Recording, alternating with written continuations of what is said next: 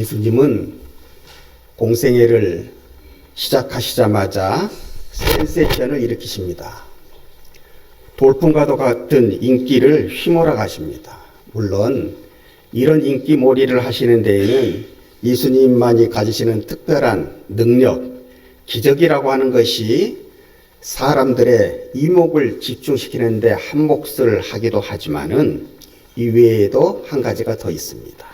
말씀입니다. 선포하시는 말씀이 신선하고 듣는 이들의 마음을 시원하게 했습니다. 종교적 통념, 시대적 통념을 깨뜨리는 파격적인 발언도 하셨습니다.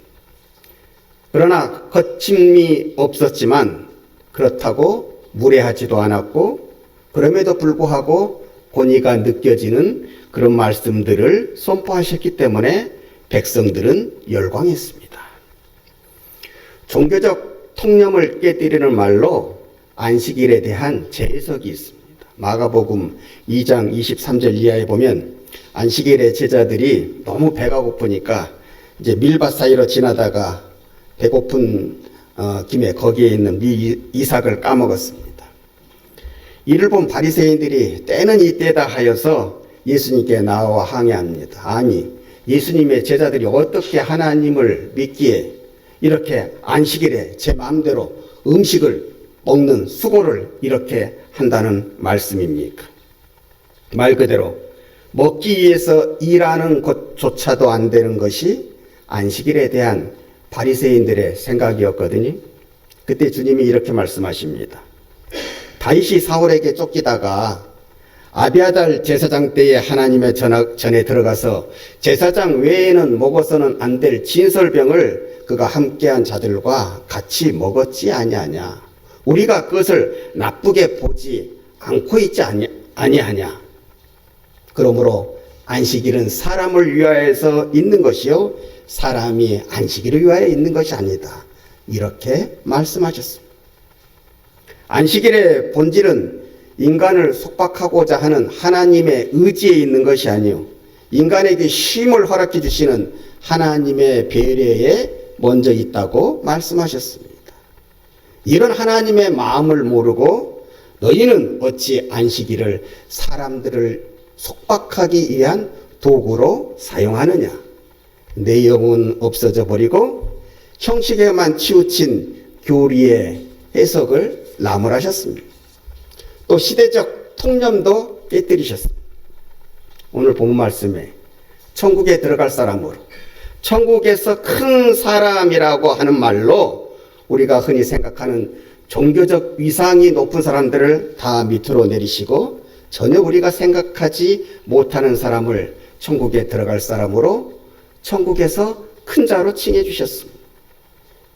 어린아이와 같이 되지 아니하면 어린아이와 같이 자기를 낮추는 사람이 되지 아니하면 천국에 들어갈 수가 없고 어린아이와 같이 순수해서 그런 마음으로 살 때야 천국에 들어가며 천국에 들어가서도 큰 자가 되니라 말씀하셨습니다. 당시 정치, 경제, 사회적으로 어린아이는 어떤 이유에서건 사회적 이슈, 관심의 대상이 되지 못했습니다. 예수님 시대에 가장 소외받은 사람들을 치라고 한다면 우리는 먼저 노예들을 떠올릴 수가 있습니다. 자유가 없는 사람들, 자유를 완전히 뺏긴 사람들. 이 사람들이 예수님 시대에 가장 소외된 계층이라고 말씀을 드릴 수가 있겠습니다마는 눈에 안 보이게 소외된 계층이 또 하나 있었으니 바로 그 사람들이 어린아이들이었습니다. 집안에서도 대접받지 못해. 그렇다고 해서 밖에 나가서도 존귀 여김을 받지를 못했습니다. 그래서 우리가 성경에 보면 예수님의 제자들도 예수님이 말씀을 펼치시는 그 집회의 자리에서 사람들이 몰려들 때마다 늘 한 가지 일상 습관처럼 행하는 행동이 있었는데 그것이 무엇이냐면은 애들은 가라, 애들은 가라, 애들은 여기 오는 것이 아니야. 이렇게 애들을 내어 쫓았다는 것입니다. 어린아이들을 데리고 오는 어머니를 쓰면 이 자리가 무슨 자리인데 어린아이를 여기에 데리고 오시오. 생각이 있어 없어. 이렇게 어린아이를 데리고 오는 어머니를, 부모들을 나무랐던 것이었습니다. 그 옛날에 어린아이들은 우리들처럼, 요즘에 우리들의 아이들처럼 그렇게 뭐 핸드폰이니 게임이 그렇게 놀거리가 별로 없었잖아요. 그 옛날에 있어서 흥 많은 아이들에게, 놀이거리가 없는 흥 많은 아이들에게 제일 재미있었던 것은 바로 예수님의 집회였습니다. 예수님의 집회는 빠질 수 없는 구경거리여 그들에게도 가장 흥미를 던져주는 요소가 되었던 것입니다. 보십시오. 더군다나 때때로 마술도 아닌 실제의 기적이 일어나고도 하니 그들이 보게 될 때, 흥 많은 어린아이들이 보게 될 때 그것이 얼마나 재미있고 신나고 얼마나 멋있었겠습니까? 그러니 빠질 수가 없는 것입니다. 그래서 예수님의 집회 자리에 어린아이들은 늘 나가려고 했던 것입니다. 이런 어린아이들에 반하여서 제자들은 그렇지 않죠. 질서를 담당하는 이 제자들은 이런 어린이들이 귀찮은 것입니다. 걸리적거리고 짜증이 나는 것입니다. 그래서 아이들을 데리고 온 부모들을 나무라며 어떻게 해서든지 자신들의 집회로부터 그 어린 아이들을 그렇게 밀어내려고 노력했던 것입니다. 예수님이 그것을 보고 급기야 말리십니다. 그렇게 하면 안 돼. 세상이 어떻게 생각하든 애들이 우리 앞에 나오는 것을 막지를 마라. 그리고 오늘 본문 말씀 속에서는 더 나가서 어린이들을 주인공으로 삼으셔서 말씀을 설파하고 계시는 것입니다. 어린아이와 같지 아니하면 결단코 천국에 들어가지 못할 것이니라. 그리고 천국에서도 어린아이와 같이 자기를 낮추는 이가 큰 자요 높은 자가 될 것이라. 하나님 나라에 들어갈 자, 그곳에서 살 자의 초상과 모본을 당시의 사람들이 생각지도 못했던, 관심에 가지지도 않았던 어린 아이들을 통하여서 예수님께서는 말씀해 주셨습니다. 첫째로 우리 그리스도인들은 하나님을 믿는 자녀로서 어린 아이처럼 순수하게 살아야 됩니다. 신앙생활하면 우리 머릿속에 제일 먼저 떠오르는 생각이 항상 순수, 순진, 이런 생각이 우리의 내리 속에 가득 차 있어야 합니다. 왜 그러냐면 하나님이 여러분들을 택하시고 복 주실 때를 생각해 보면 하나님이 우리에게 복을 주시고자 허락하실 때에는 전혀 우리의 외적인 것, 뭐 경제적인 것, 누리고 있는 지위, 용모, 이런 외적인 것을 고려하지 않기 때문에 그렇습니다. 이런 것들은 철저히 고려하지 않으시면서도 오직 그 내면 우리의 마음을 보시는데, 우리의 마음을 보시면서 그 마음속에서 찾으시는 것은 우리 마음의 순수함입니다. 예나 지금이나 세상에서 찾기 힘든 사람이 순수한 사람입니다. 제가 살다 보니 이 세상에는요, 정말 똑똑한 사람, 재주 많은 사람, 그 사람들 너무나 많습니다. 그러나 순수한 사람은 드물어요. 남녀간의 사랑을 다룬 셰익스피어가 쓴 로미오나 줄리엣이나 한국의 춘향전이나 그 쓰여진 시기가 뭐 수십 년, 수백 년 되어지겠지만은 아직도 많은 사람들의 눈에 읽혀지는 것은 그 사랑의 순수함에 그 책을 읽는 사람들이 묘려되기 때문에 그렇습니다. 온수된 가문도 초월하죠. 신분도 초월하죠.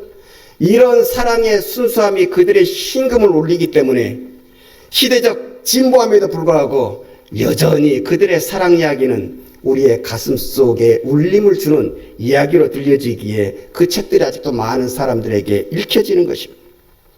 사람도 이렇게 때묻지 아니하는 순수함에 매료되는데 하나님은 더하면 덜하지 덜하지 않습니다. 하나님께서 이 세상에서 자신의 뜻을 나타내시기 위해서 복 주시고자 하시는 사람이 있고 택하시고자 하는 사람이 있고 픽업하시고자 하는 사람이 있다면 그 사람은 백발백중 순수한 사람입니다. 세상에 때묻지 아니한 사람, 그 사람을 하나님은 택하시는 것입니다. 여러분, 세상에 때가 묻어간다고 하는 것이 무엇이겠습니까? 사람이 전에는 그렇지 않은데 자꾸 이해타산적이 돼, 자꾸 계산적인 사람이 되는 것입니다. 내가 전에보다도 자꾸 이해타산적이 되고 계산적이 되고 있다고 생각하신다면 나도 모르게 나는 세상의 때를 타고 있는 것입니다. 사람과의 만남도 다 계산에 따라서 만나게 됩니다. 이득이 되면 만나고 이득이 되면 만나기가 싫습니다. 도움이 되면 멀리 있어도 찾아가게 되고 도움이 되지 아니한다 싶으면 가까이 있어도 애써 외면하게 되는 것이죠. 그러나 어린아이들을 보세요. 절대로 이해타산적이지 않습니다. 계산해서 사람을 만나지 않습니다. 예수님께서 예루살렘 성에 입성하실 때 많은 사람들이 그분을 따르며 호산나 호산나 하고 찬양을 합니다. 하지만 예수님을 미워하는 당시 때의 권력을 가진 사람들이, 실력자들이, 대제사장들이, 서기관들이 그들 앞에 나왔을 때에는 그 위협에 두려움을 느낀 나머지 대부분의 어른들은, 대부분의 사람들은 다 그 자리에서 슬그머니 빠져나가고 말았습니다. 끝까지 호산나 호산나 우리 예수님을 찬양하며 예수님의 곁을 떠나지 아니한 사람들은 어린아이들이었습니다. 그래서 마태복음 21장 16절에 보면 예수님은 어린 아기와 젖먹이들의 입에서 나오는 찬미를 온전케 하셨나이다. 시편 8편 2절의 말씀을 들으셔서 어린아이들을 축복해 주셨습니다.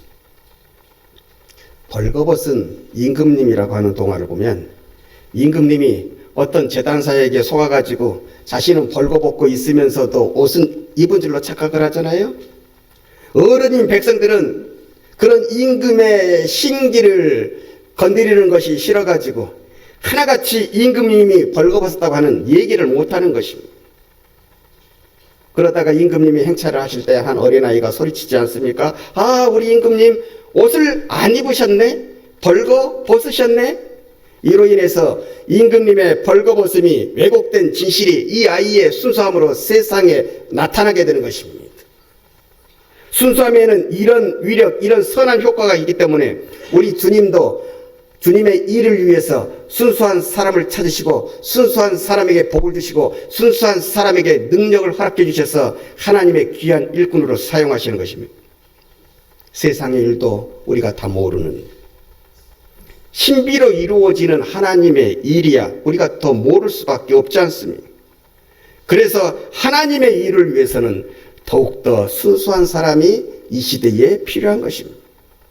순수하진 않지만 재주가 있고 능력이 뛰어난 10사람보다 그런 재주 하나 없다고 할지라도 순수한 사람이 좋은 믿음으로 순수하게 하나님께 나오는 사람이 하나님의 일을 위해서는 열일을 감당하며 살아가는 것입니다. 하나님은 당신의 일을 그렇게 이루셔서 이 세상에 가진 자, 잘난 자를 부끄럽게 하시며 하나님의 살아계심, 하나님의 능력을 나타내시는 것입니다. 요즘 서점에 가니까요, 그 서점에 둘러보니까 뭐 많은 책들이 있잖아요. 근데 그 베스트셀러들이 이렇게 모여있는 책을 이렇게 찾아보니까 거기에 상당 부분이 어떤 책으로 이렇게 채워져 있냐면은 처세에 관한 책들. 이렇게 살아라. 이럴 때는 이렇게 살고 저렇게는 저렇게 대처해라. 사랑하는 여러분, 그러나 수십 권의 처세에 관한 책을 읽어도 복음의 제일가는 처세술을 얘기하는 손자병법을 읽어도 결코 다들 잘 살고 성공하지는 못합니다. 왜냐하면 복을 주시는 이는 하나님이시기 때문에 그렇습니다. 하나님이 찾으시고 주님이 되라는 사람이 되면 복은 절로 찾아오게 되는 것입니다. 복을 쫓지 말고 복이 나를 찾아오게 하시는 우리 사랑하는 믿음의 식구가 되시기를 주님의 이름으로 축원합니다. 오늘 주님이 말씀하십니다. 어린아이와 같이 되라. 곧 순수해라. 그럼 내가 천국에 들어가고 천국에 들어가서도 큰 자가 되리라 말씀하십니다. 둘째로 순수한 어린아이들에게는 어른들에게 없는 것이 있는데 편견이 없습니다. 순수한 어린아이들이 놀 때를 보세요. 편을 가르질 않습니다. 잘 살던 못 살던 부잣집 아이든 가난한 집 아이든 이 편을 가르질 않습니다. 그대로만 놔두면 터치하지 않냐고 간섭하지 않냐고 그대로만 놔두면 저들끼리 잘 어울려 놉니다. 그런데 가끔 보면 편을 가르는 사람들이 있습니다. 어린아이가 아니라 어른입니다. 그 부모들이 편을 가를 때가 있어요. 쟤하고는 놀지 마라. 아이고 제 부모는 별로야. 그러니까 쟤 가까이 쟤하고 친구가 되지 마.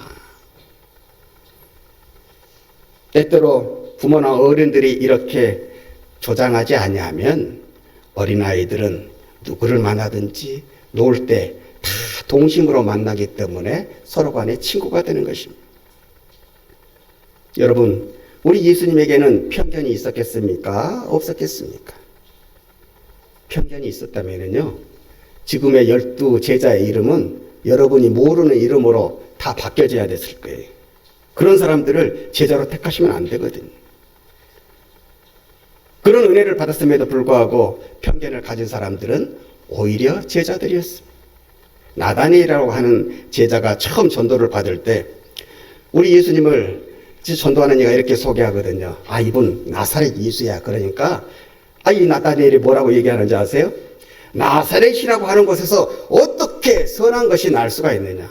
그 당시에 나사렛이라고 하는 것은 정치적으로도 소외된 것이요, 경제적으로도 소외된 것이요, 사회적으로도 멸시를 받아야 되는 그런 곳으로 알려졌거든요. 그러니까 그런 곳에서 어떻게 뛰어난 인물이 나올 수가 있는가, 어떻게 메시아가 나올 수가 있는가, 어떻게 구세주가 나올 수가 있는가, 그런 생각을 대부분의 사람들이 다 가지고 있었기 때문에 우리 주님 보시기에 간사한 마음이 없는 사람이라고 일컬어지는 그 나다니엘까지도 생각하기를 편견을 가졌던 거예요. 나사렛에서 어떻게 선한 것이 나올 수 있겠느냐. 그러나 우리 주님을 직접 만나보고 우리 주님의 말씀을 들었을 때 그 편견이 탁 무너져 버렸습니다.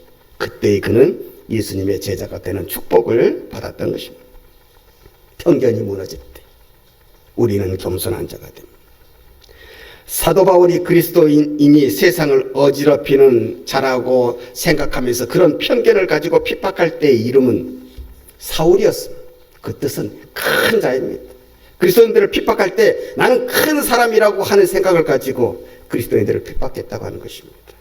그러나 다메섹 도상에서 우리 예수님을 만나고 그리스도인에 대한 편견이 깨어지게 되었을 때 그는 자신의 이름을 바꾸게 됩니다. 여러분이 잘 알고 있는 바울이라고. 바울의 이름의 뜻은 작은 자입니다. 편견이 깨질 때에 겸손한 자가 되었습니다. 편견이 무너질 때에 겸손한 자가 되고, 겸손한 자가 될 때에 자기를 낮추는 자가 되고, 자기를 낮추는 자가 될 때에 주님이 쓰시는 자가 되고, 주님이 쓰시는 자가 될 때에 하나님께 영광을 돌리는 인물 중에 인물이 되는 것입니다.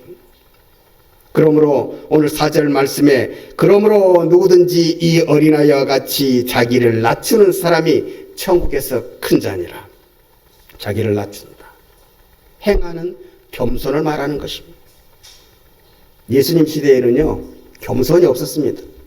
겸손이라고 하는 단어가 없었던 것이 아니라 겸손이 비굴로 비춰지던 시대였기 때문에 그렇습니다. 그래서 당시에는 다들 자기를 높이는 데 열심을 내었지 자기를 낮추는 데 열심을 내었던 사람들이 없었습니다. 요즘식으로 말씀드리면은 전부 다가 자기를 피하는 데에만 열심을 내었던 시절이 그 시절이었어요. 겸손하게 자기를 낮추면 세상에서 뒤처지는 것처럼, 세상에서 이렇게 적응을 못하는 것처럼 그런 사람으로 인식을 하고 있었기 때문에 그 당시에는 겸손이라고 하는 단어가 있었지만은 우리가 아는 그런 겸손이라고 하는 단어로 쓰이지 않았던 것입니다. 그래서 보세요. 그 당시에 모든 대도시에는 자기의 지식을 뽐내는, 자기의 가진 지식을 견주는 그러한 광장들이 하나하나 그렇게 해서 여러 개 다 세워져 있었던 것입니다. 그런 시대에 통념을 깨뜨리는 우리 주님의 말씀이 오늘 본문의 말씀입니다. 어린아이처럼 순수한 사람이 되어라. 순수한 어린아이처럼 편견이 없는 사람이 되어라. 편견이 없어지면 자기를 낮출 수 있게 되고, 자기를 낮출 수 있게 되면 겸손한 사람이 되어졌어.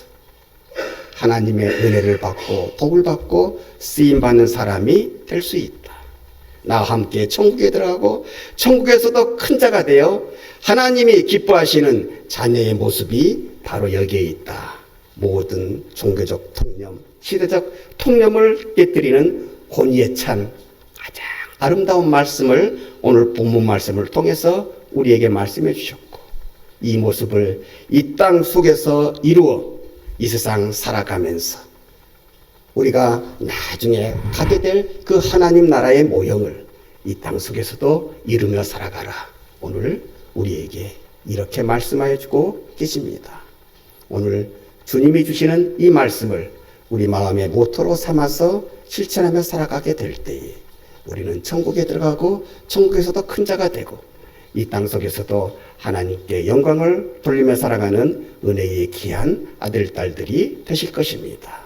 이 은혜가 가정의 달에 우리 사랑하는 믿음의 식구들과 권속들에게 함께 하시는 하나님의 축복이 되시기를 주님의 이름으로 간절히 축원합니다.